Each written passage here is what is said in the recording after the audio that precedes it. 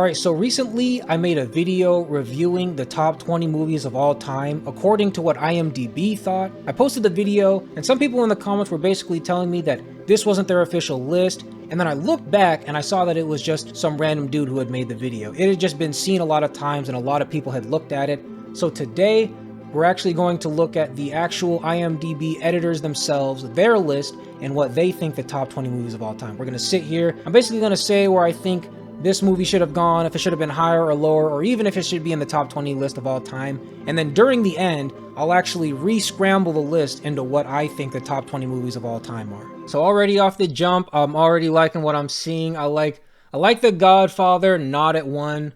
The Godfather's a really good movie. I just didn't think it was 1. I don't even think it should be 2. I think it should be way in the back. At the end of this video, I'll kind of rearrange this whole list and see where I would put all these different movies, but definitely know about all these movies. Haven't seen all of them, but I definitely know about all of them. So at 20, we've got Seven Samurai. This is one of those ones I'm not even sure what this is even about. Made in 1994. What's that, 3 hours? 3 hours and 27 minutes? It got an 8.6.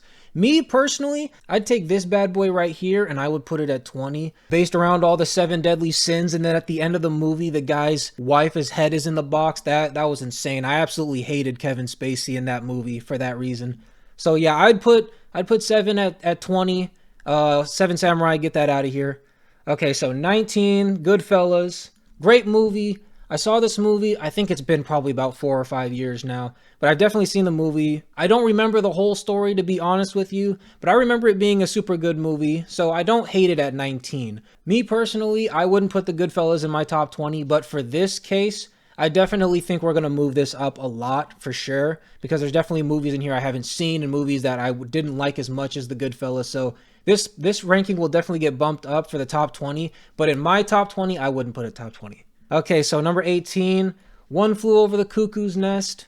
Insane spot. I would have put this a lot higher. I really enjoyed this movie, 8.7. I would honestly take One Flew Over the Cuckoo's Nest and I would definitely put it in front of The Matrix. The Matrix, to me, not a top 20 movie of all time. No, not a top 20 movie of all time, but still a super good movie, but it just didn't resonate with me like some of these other ones did. I definitely wouldn't put The Matrix in my top 20, but let's focus on One Flew Over the Cuckoo's Nest. Jack Nicholson absolutely killed it. Really sad at the end when the dude committed because he couldn't get out of the prison. Super sad. And then they went and lobotomized my bro here. Absolute shame. But overall, super beautiful movie. Really liked it. And yeah, that's all I got to say about that movie. So then you got 17 here. You got The Matrix. Everybody really loved this movie. I honestly think it might be just a little bit overhyped. From what I remember, it wasn't really all that super crazy. I mean, he does the little, oh, look at me, I can float back or whatever and dodge the bullets, and then you got the red and blue thing. But I just don't remember it being all that super crazy. So at 16, you got Lord of the Rings. Now that I'm thinking back to it, I'm kind of shocked that this wasn't in that other guy's video that I looked at. Lord of the Rings is like Star Wars, man. It's got that power behind it. The name itself just drives people. The story, everybody loves this movie. I remember seeing about half of the first Lord of the Rings because I think all these movies are at least 3 hours long each. But I had a friend who wanted me to get on Xbox, so I decided to do that instead. But from what I remember, Lord of the Rings was a solid movie. Again, would I put it in my top 20? No, I probably wouldn't. I'd have to see all the movies just to make sure, but I probably wouldn't. So we got Star Wars Episode 5, Empire Strikes Back. I'm trying to remember exactly which Star Wars this one is. All right, let's maybe look at some of the photos just to make sure. Oh, okay. I'll see why you put this in here. Luke, I'm your father. No, gets his arm ripped off. I can see why you'd put that in here. I don't hate this. Like I said in the last video, I could see why you'd put a Star Wars movie in your top 20. Especially this one. I'm kind of shocked this one isn't even a little higher because when Darth Vader tells Luke that he's his father, probably one of the most insane cinematic moments of all time. So yeah, for 15, Star Wars, I don't hate it. I don't hate it. Okay, so now at 14, we've got Inception. And let me tell you something really quick. This movie right here is kind of like The Matrix. It didn't really resonate with me like I thought it should have for a top 20 movie. Personally, I thought Tenet was better than Inception. I could follow the story of Tenet a lot better than Inception. It was super crazy. They were doing the reverse time. I thought, just thinking about that, it was super smart. And I think even Christopher Nolan directed that movie as well. I thought Tenet was better than this one. So I don't really like Inception in the top 20 for sure. But I love Leonardo DiCaprio, so I can't hate the movie. So at 13, we got Forrest Gump, man. Forrest Gump, Tom Hanks absolutely did his thing. He took Forrest Gump and just absolutely killed it. Love the way he speaks in the movie. Every time I hear him speak, I just want to laugh. The story's super heartfelt, super emotional. As a kid, he's been wanting to get at Jenny, and Jenny was like, you know what? Let's just be friends. Let's be friends, Forrest. I'm gonna go have sex with all these other dudes, but then in like 20 years, I'll come back and marry you. I didn't think Forrest deserved all that. Forrest had a heart of gold, and I think he deserved a better woman. Great movie. I like it at 13. 13's a really solid spot. I think this is probably somewhere where I put it in my top 20 movie. But yeah, Forrest Gump, excellent movie. Okay, here we go. I think this Lord of the Rings, I think this is the very first one, right? Let's see the other one, Lord of the Ring, The Two Towers, made in 2002. So I'm pretty sure this is the first one. This is the one I saw. Now, see, I don't know the Lord of the Rings movies, but if the third one is in here, and I think I might have seen it in here, I would be kind of shocked because this movie right here was really good. So if you were able to top the first one, I would have to give you a round of applause because I just don't think it could be done. 8.9, great score. Top 15, Lord of the Rings, I get it. Lord of the Rings got that Star Wars following. Okay, here we go. The Joker at 11. See, I think this is a horrible spot for the Joker. I would probably put it around here in this list right now, but I think there's a whole bunch of different movies better than this one. This one had Joaquin Phoenix playing. I liked Joaquin Phoenix in this movie. Super kind of depressing, antisocial kind of guy. Finally just lets all of his emotions out at the end of the movie when he kills Robert De Niro, who plays that talk show host. Really, really impactful movie, super good, but top 20, I don't know about that one. But 10, we got Fight Club, and this movie, I will tell you right now, when we rearrange this list, this movie is probably going to be top 5, top 8. Just the story in general. The main character in this movie is basically kind of this depressed guy. He's kind of just got this super boring, mundane life. And then his life just snaps like that when he gets introduced to, I think his name's like Tyler, or like, what's his name in the movie? Okay, so it was Tyler Durden. Tyler Durden is the guy's name. Back to the list. Yeah, so he gets introduced to Tyler Durden.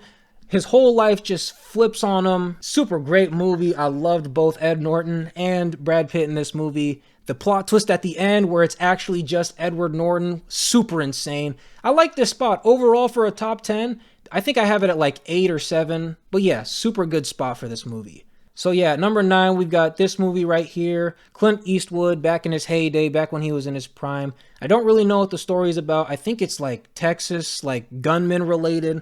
But The Good, the Bad, and the Ugly, it's always been critically acclaimed. Great movie, I've heard. I haven't seen it, so we're probably going to put this one towards the end just because we haven't seen this movie. Number 8, we've got Pulp Fiction. So yes, and again, this is a movie kind of like Goodfellas. I haven't seen it in a while. It's probably been about 5 or 6 years since I've seen it. So I was probably about, like 17, 18 when I first saw it. I thought the combination of both John Travolta and Samuel L. Jackson in this movie was just A1, super primetime team, great hit makers.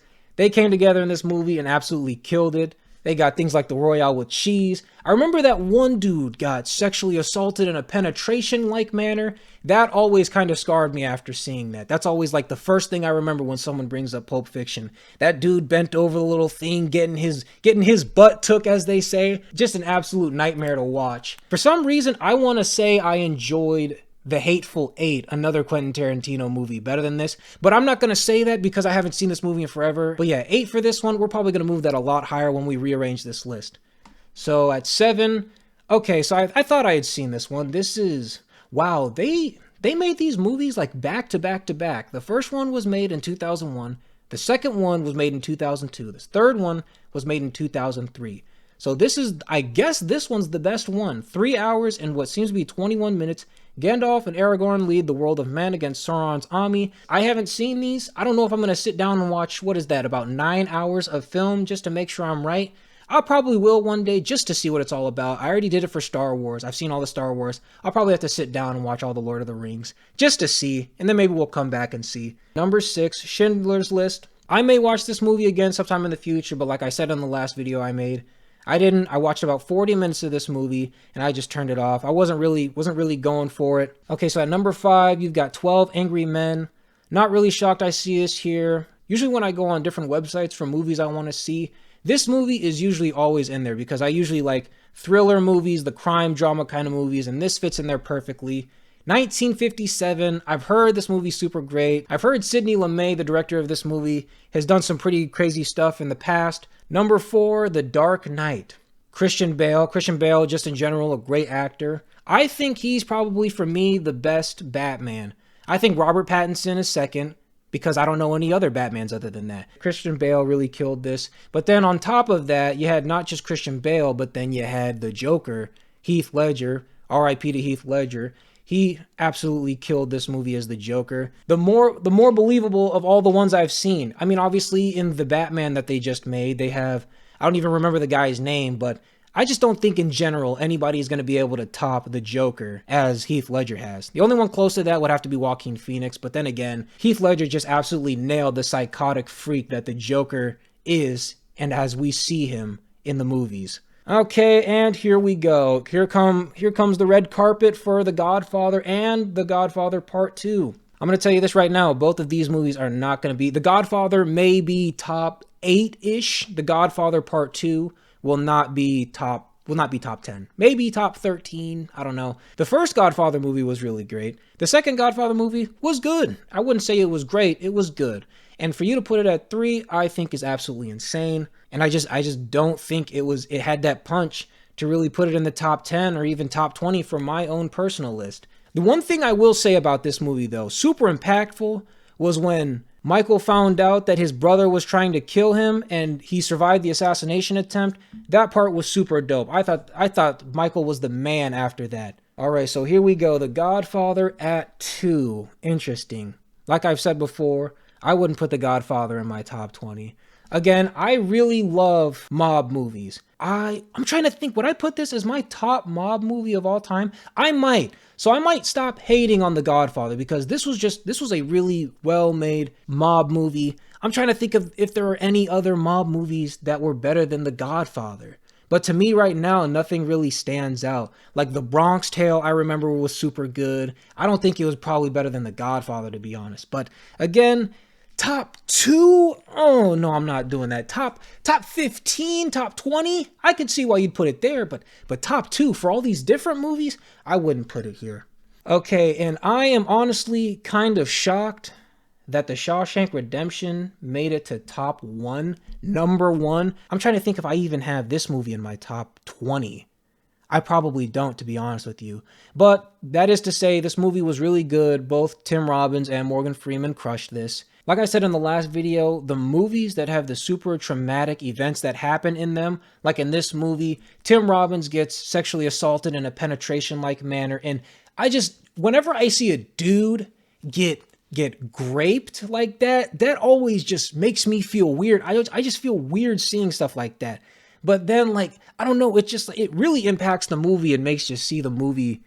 I don't even know how to explain it, but it was a good movie. I wouldn't put it top 1 though. So yeah, let's go ahead and rearrange this list. I'll go ahead and show you like a notepad of where I'd put all these different movies. All right, here we go. That's a lot better. So I think the first 7 movies are movies I haven't seen. Just in the order I thought that I would enjoy them, that's where I put them. So I don't even know what 7 Samurai is. The Good, the Bad, and the Ugly, Schindler's List, 12 Angry Men, and then I put the Lord of the Rings together. I put them in order because I have a feeling that's how I would probably enjoy them. But then again, I haven't seen them. And then on top of that, they just got that status, that name, like that Star Wars name. So I put them above all the other different ones I hadn't seen.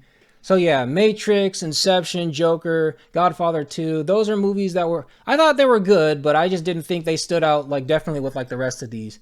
Star Wars had one of the most impactful scenes in cinematic history, so I had to put it top 10. We got Goodfellas at 8. We got Fight Club at 7. The Godfather, I was kind of torn, putting it either 5 or 6, but I don't know. Just the One Flew Over the Cuckoo's Nest, that movie impacted me a little more. I just remember more from it, more impactful stuff.